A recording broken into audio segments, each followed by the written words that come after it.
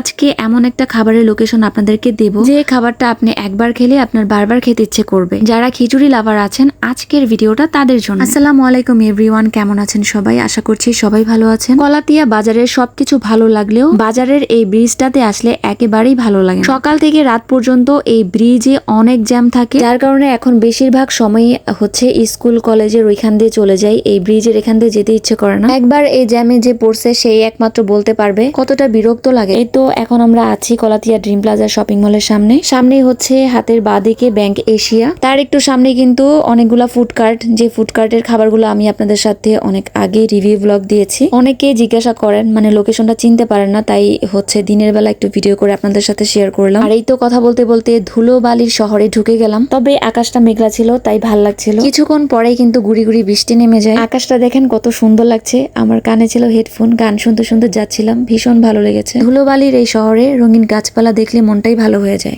যখনই রোড সাইডের এই নার্সারিগুলো দেখি, আমার মনে হয় গাড়ি থেকে নেমে আমি অনেকগুলা গাছ নিয়ে আসি নিজের পছন্দ মতো। আর এই তো চলে আসলাম বিআরবি হসপিটালে। আপনাদের কাছে মনে হতে পারে এটা অনেক আগের ভিডিও, তবে একদমই না। এটা হচ্ছে আপনার 3-4 দিন আগের করা ভিডিও। আমাদের মিরহাকে হচ্ছে রোটা ভাইরাস ভ্যাকসিনটা দেওয়ার জন্য গিয়েছিলাম। এটা মুখে খাওয়ানোর একটা ভ্যাকসিন ছিল। এটা বাচ্চাদের জন্য খুবই উপকারী একটা ভ্যাকসিন। আপনারা যদি এটার উপকারিতা জানতে চান অবশ্যই কমেন্ট করে জানাবেন।